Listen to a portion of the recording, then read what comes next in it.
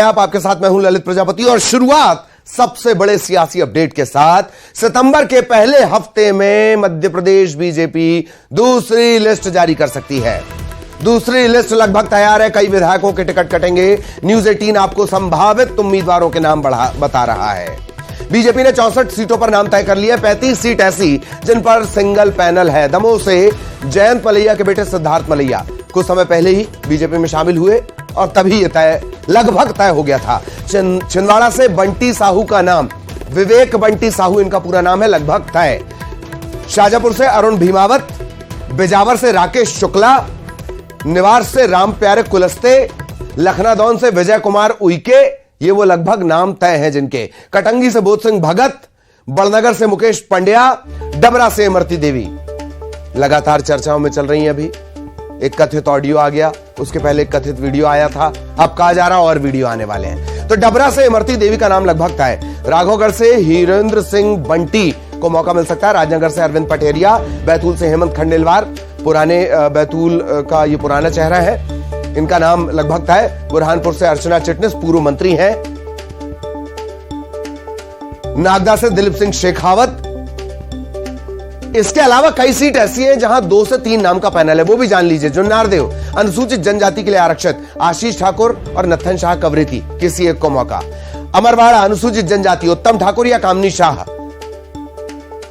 परासिया अनुसूचित जाति के लिए ताराचंद बावरिया पुराना चेहरा है, या ज्योति डहरिया, उन्हें भी मौका दिया जा सकता है। जबलपुर पश्चिम अभिलाष पांडे या प्रभात साहू, किसी एक को मौका। जबलपुर उत्तर धीरज पटेरिया या पूर्व मंत्री शरद जैन के बेटे रोहित, इनमें से किसी एक को मौका।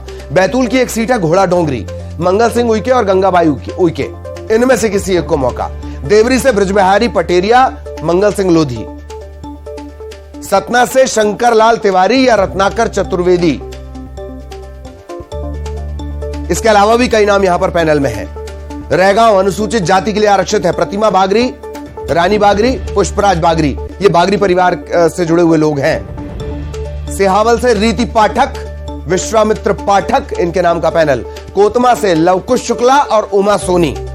तेंदुखेड़ा विश्वनाथ प्रताप सिंह, राव उदय प्रताप सिंह, इनके नाम का पैनल। गाडरवाड़ा गौतम पटेल और साधना स्थापक। राजगढ़ अमर सिंह यादव, प्रताप सिंह मंडलोई, हरिचरण तिवारी। खिलचीपुर से हजारीलाल दांगी और दिनेश पुरोहित का नाम। आगर ये अनुसूचित जाति के लिए आरक्षित है। ओम मालवीय, मधु गहलोत, गोपाल परमार। सैलाना गुमान सिंह डामोर, नारायण मेड़ा, संगीता चेरल, इनके नाम का पैनल। आलोट रमेश मालवीय, जितेंद्र गहलोत, इनके नाम का पैनल। सेंधवा पूर्व मंत्री अंतर सिंह आर्य के बेटे विकास आर्य। राजपुर अनुसूचित जनजाति के लिए है अंतर सिंह पटेल, सुभाष पटेल, और इनके नाम का पैनल है। यहां पर पेज फंसे हुए दरअसल। करेरा से जसवंत जाटव और रमेश खटीक, इनके नाम का पैनल। श्योपुर से दुर्गालाल विजय, महावीर सिंह सिसोदिया, ब्रजराज सिंह।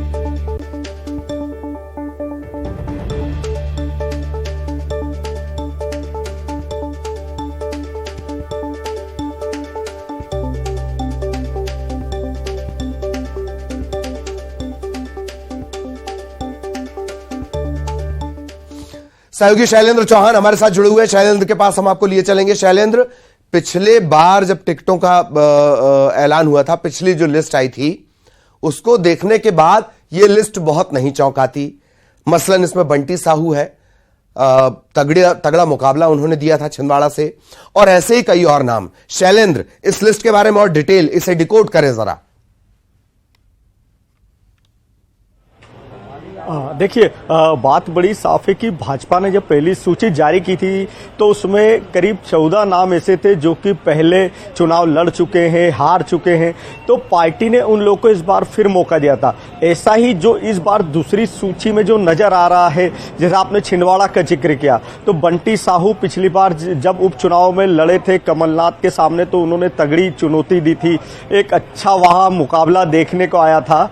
हालांकि उनकी हार बड़ी हुई थी, लेकिन उस समय जिस तरह कमलनाथ का कद है उसके सामने बंटी साहू एक अच्छा चेहरा थे।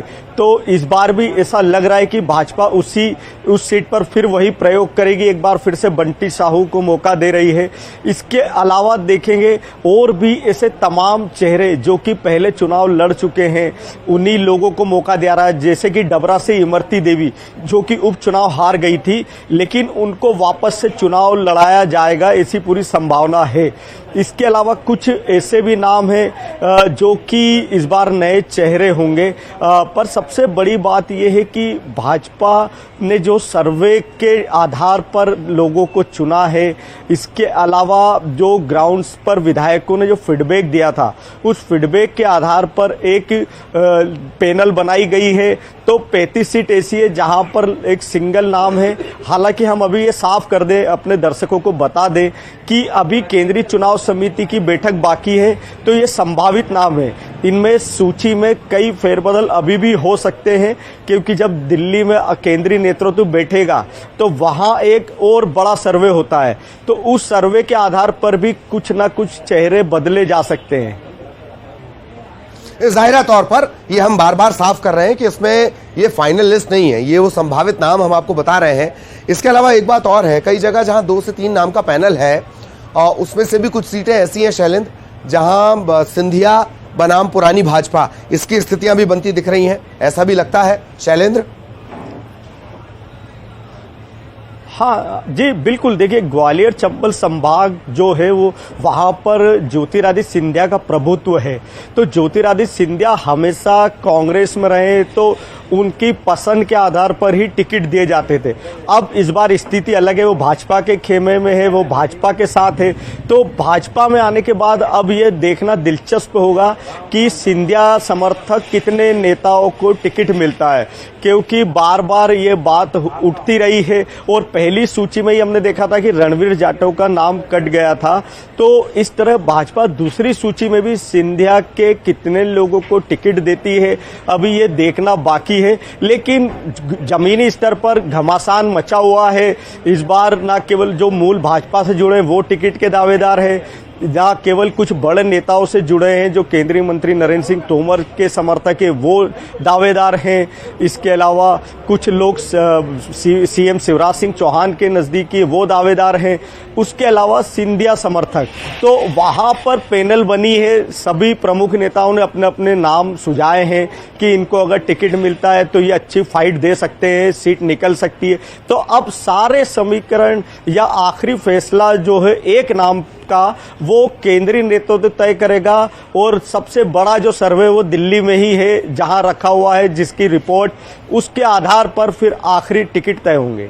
जी, मतलब ये मान लिया जाए ज्योति दरअसल इन चीजों की एक्सपर्ट भी है और ये पुराने नतीजे, पुराने टिकट वितरण के बाद की स्थितियां बताती हैं कि ज्यादा को किस तरह से एडजस्ट किया जाए, और चाहे कोई कितना ही दिग्गज आए, जिस कैडर को फॉलो किया जाता है दिल्ली से, जिस तरह से नाम फाइनल किया जाता है वैसा ही चलेगा। और साथ ही साथ डैमेज कंट्रोल, उसकी कवायद भी लगातार चल रही है शैलेंद्र। जैसे इंदौर के आसपास से कई जो विरोध के स्वर हैं वो उठे हुए हैं, विरोध और बगावत भी कहूं तो गलत नहीं शैलेंद्र।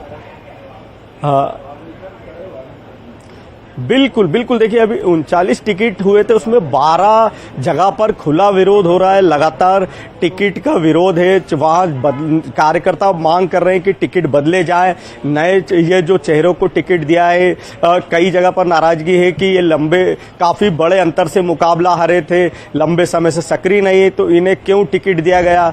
तो इस तरह की सारी बातें बार बार उठ रही है।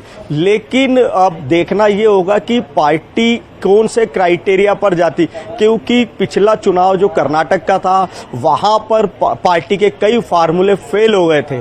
तो इस बार भाजपा का केंद्रीय नेतृत्व इस बात को ध्यान रखेगा कि मध्य प्रदेश में ऐसी कोई गलती नहीं होना चाहिए ताकि कर्नाटक जैसे नतीजे सामने आए। जी जी, दरअसल मध्य प्रदेश का मैसेज इतना बड़ा जाता है, मध्य प्रदेश का मैसेज पूरे देश में जाता है। यही वजह है कि खुद केंद्रीय गृह मंत्री अमित शाह कमान संभाले हुए हैं। बहुत बहुत शुक्रिया आपका इस तमाम जानकारी के लिए। सहयोगी शैलेंद्र विस्तार से जानकारी दे रहे थे। इधर अगली खबर का हम रुख करेंगे और केंद्रीय गृह मंत्री अमित शाह का दौरा होना है। कहां होना है? छत्तीसगढ़ में। बीजेपी अपने प्रत्याशियों की दूसरी लिस्ट जारी कर सकती है और बीजेपी की दूसरी लिस्ट में यह माना जा रहा है कि 56 नाम फाइनल कर लिए गए। दूसरी लिस्ट में पार्टी 30 प्रत्याशियों की घोषणा कर सकती है। पार्टी सूत्रों के मुताबिक दूसरी लिस्ट में कई बड़े चेहरों को टिकट मिल सकता है। पूर्व मंत्रियों के टिकट को लेकर संशय की स्थिति बनी हुई है।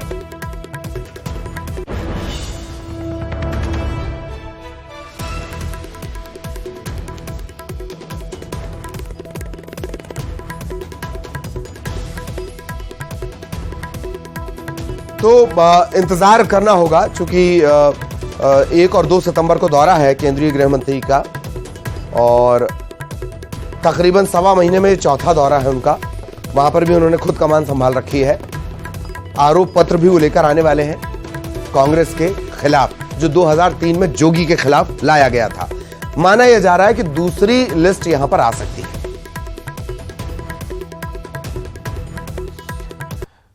इधर 6 सितंबर को कांग्रेस के प्रत्याशियों की पहली लिस्ट जारी होगी। पार्टी पहली सूची में 40 प्रत्याशियों के नाम का ऐलान कर सकती है। मुख्यमंत्री भूपेश बघेल, मंत्री कवासी लखमा, मोहम्मद अकबर, उमेश पटेल की सीटों पर दरअसल कोई दावेदार नहीं है, लिहाजा यहां पर टिकट कंफर्म है। सूत्रों के मुताबिक किसी भी मंत्री का टिकट पार्टी नहीं काटेगी, यह खबर मिल रही है। टिकट के लिए पार्टी ने 3 से लेकर 5 नामों का पैनल तैयार किया है। अंतिम मोहर यहां जो इन नामों पर रहेगी वो दिल्ली से लगेगी।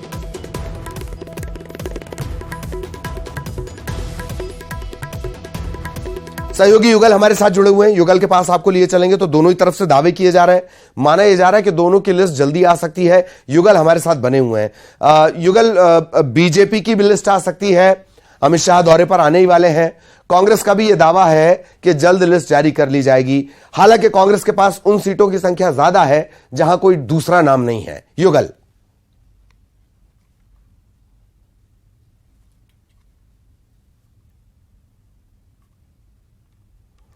चलिए युगल से जो सूची है वो भी जारी होगी। 56 नामों की जो सूची तैयार कर ली गई है, लिस्ट तैयार कर ली गई है और जिसमें 30 जो उम्मीदवार हैं उनके नामों का ऐलान किया जा सकता है, ऐसा संभावना व्यक्त किया जाए है। कांग्रेस ने भी जो ब्लॉक से लेकर के डीसीसी में जो अनुशंसा है वो आ चुकी है। 7 ऐसे सीट है पाटन से लेकर के साजा तक के और रायगढ़ खरसिया विधानसभा में, और तो सिंगल नाम का पैनल भी तैयार हुआ है। तो 6 तारीख को कांग्रेस भी अपनी पहले सूची है वो जारी कर सकती है। तो अभी फिलहाल सूची जारी करने को लेकर के उत्सुकता है देखी जा रही है। और जिस तरह से बीजेपी ने अपनी 21 उम्मीदवारों की सूची जो जारी करके पहली बढ़त बनाई है, एक मनोवैज्ञानिक बढ़त है उसने हासिल भी कर ली है। उनके कार्यकर्ता अब जो प्रत्याशी हैं वो मैदानों पर नजर आ रहे हैं। तो ये कहा जा सकता है कि अभी सूची का इंतजार है। हो सकता है अमित शाह आए उस दिन सूची का ऐलान भी हो जाए, जारी हो जाए, या फिर उनके जाने के बाद जो है कुछ रणनीति बना करके सूची को जारी किया जाए। और फिलहाल कांग्रेस की सूची 6 तारीख को प्रस्तावित है। और जिस तरह से ये बात कही जा सकती है कि बीजेपी के पूर्व मंत्रियों के टिकट अभी संशय है, लेकिन जो कांग्रेस के जो मंत्री हैं उनके टिकट लगभग तय माने जा रहे हैं। जी। बीजेपी से जुड़ा एक सवाल है, थोड़ा भ्रम बन रहा है कि 56 नाम लगभग तय हैं वहां पर, ऐलान 30 का ही होगा। क्या हमारे दर्शक सही समझ रहे हैं इस बात को युगल? देखिए ललित, इससे पहले 21 जो उम्मीदवारों के नाम बीजेपी ने किए हैं, कहीं पर इस तरह के विरोध देखने को नहीं मिला है। सभी जो ग्राउंड टू अर्थ हैं उन लोगों के नाम बीजेपी जारी करने का जो काम है कर रही है सूची। तो अभी जो 30 नाम अगर जारी करेंगे तो ये A, B, C और D जो ग्रेड बनाया गया है उसी के अनुसार ये सूची है वो जारी की जा रही है। जो कयास ये भी लगाया जा रहा है जो 30 उम्मीदवारों के नाम जारी करेंगे इसी तरह का विरोध नहीं हो सकता है, या फिर जिन और बाकी जो सीट हैं जहां पर जिनको रोका जाएगा तो वहां पे मान मनोवल की बात होगी, सहमति लेने की बात है। तो ये तो तय है कि 56 नाम तय कर लिए हैं, लेकिन नाम अगर 30 का जारी होगा तो ये तमाम जो रणनीति है और जो गुणा गणित है जो चुनाव में उतरने से पहले, तो ये सभी को साधने के बाद हो सकता है बीजेपी है इन नामों का पूरी तरह से जो ऐलान करे। जी, आप लगातार बने रहिएगा। थोड़ी सी चर्चा दरअसल क्या मामला त्रिकोणीय हो सकता है, इसको लेकर हम करेंगे। छत्तीसगढ़ में आम आदमी पार्टी विधानसभा चुनाव को त्रिकोणीय बनाने की पुरजोर कोशिश कर रही है। दोनों प्रमुख पार्टियों के बीच जो घमासान चल रहा है, आम आदमी पार्टी भी उसमें हमलावर है। इसी कड़ी में पार्टी ने गौवंश की नीलामी को लेकर प्रदेश की कांग्रेस सरकार पर हमला बोला। पार्टी के प्रवक्ता सूरज उपाध्याय ने कहा कि गौमाता के नाम पर अपनी ब्रांडिंग करने वाली सरकार चंद रुपयों के लिए गौवंश को बेचने पर उतर आई है। गौमाता की नीलामी बर्दाश्त नहीं की जाएगी। गौठान के नाम पर करोड़ों रुपए खर्च करने के बाद भी गायों की नीलामी की नौबत आए, यह निंदनीय है। गौठान योजना भ्रष्टाचार की भेंट चढ़ गई है। रायपुर नगर निगम के इस फैसले के खिलाफ आम आदमी पार्टी सड़कों पर उतरेगी। के नाम पे करोड़ों का भ्रष्टाचार करने वाली सरकार का इससे बुरा चेहरा क्या हो सकता है, इससे बुरी बात क्या हो सकती है कि आप गाय माताओं का आप नीलामी करने के लिए आप हो चुके हैं और पेपर के माध्यम से आप लोगों को आमंत्रित कर रहे हैं कि आओ और गाय खरीदो। जब आपका गाय गोबर बिक रहा है, वर्मी कंपोस्ट बिक रहा है, गौमूत्र बिक रहा है, लोग करोड़पति बन रहे हैं, इन गाय माताओं का संरक्षण क्यों नहीं दे पा रहे? आम आदमी पार्टी 1/9/2023 को प्रस्तावित नीलामी का विरोध करती है। सहयोगी युगल हमारे साथ लगातार बने हुए हैं। युगल, भले ही तीसरे दल की गुंजाइश न बनी हो अब तक का जो इतिहास है पूरे छत्तीसगढ़ का, लेकिन आक्रामकता देखकर ऐसा लगता है कि अगर नोटा का वोट परसेंट भी आम आदमी पार्टी छीन ले गई तो भी नुकसान होगा कांग्रेस को। जी ललित, छत्तीसगढ़ में किसान, धान और गौ ये तीनों राजनीतिज्ञों के पसंदीदा विषय है। और अब जब गौ की नीलामी की बात आ रही है तो निश्चित तौर पर कहा जा सकता है आप पार्टी ने इसे मुद्दा बना करके अपना विरोध जता दिया है। और उन्होंने कहा है कि अगर गौवंश की नीलामी होती है, निगम द्वारा की जाती है, तो उसकी लड़ाई सड़क पर लड़ेंगे। तो ये बात तय है कि आने वाले समय में जो आप पार्टी है वो लगातार अपनी पैठ है, अपनी जड़ें हैं मजबूत करने की कोशिश कर रहे हैं। 3 बार जो मुख्यमंत्री केजरीवाल है यहाँ पर आ चुके हैं, भागवत मान है वो आ चुके हैं, और अभी बस्तर में एक महती बड़ी सभा है वो भी आयोजित की जाएगी। तो ऐसे में आप पार्टी को इतना हल्के में नहीं लिया जा सकता। और इससे पहले भी अगर छत्तीसगढ़ के राजनीतिक परिदृश्य की बात करें ललित, तो जैसी जनता पार्टी ने भी, और कांग्रेस को तो बिल्कुल भी हल्के में नहीं लेना चाहिए। उसने अपनी बाकी राज्यों में हालत देखी है। बहुत बहुत धन्यवाद युगल आपका इस तमाम जानकारी के लिए। बलरामपुर से बड़ी खबर मिल रही है। सरगुजा कांग्रेस में घमासान मचा हुआ है। सामरी विधायक चिंतामणि महाराज ने एक वीडियो जारी किया है। टिकट नहीं मिलने पर बहिष्कार की बात कही है। जनता द्वारा वोट के बहिष्कार की बात की गई है। वीडियो में 200% जीत दर्ज करने की बात वो कह रहे हैं चिंतामणि महाराज। और अब सोशल मीडिया पर यह वीडियो वायरल है। डिप्टी सीएम से के भेंट मुलाकात कार्यक्रम में खुले मंच से विरोध हुआ था। एक बात और, न्यूज़ 18 इस वायरल वीडियो की पुष्टि नहीं करता कि अगर इनको टिकट नहीं मिला तो हम चुनाव का बहिष्कार कर रहे हैं, इस तरह का भी विषय आ रहा है। तो निश्चित रूप से जनभावनाओं को ध्यान में रखते आगे टिकट वितरण को ध्यान में रखना चाहिए, ऐसा मुझे लगता है। और टिकट मिलेगा तो निश्चित रूप से मैं 202% गारंटी दे सकता हूं कि हम विजयी होकर के सामरी विधानसभा का जो सीट है वो सरकार बनाने में सहयोग करेंगे। और इसी के साथ इस बुलेटिन में इतना ही। खबरें जारी हैं। नमस्कार।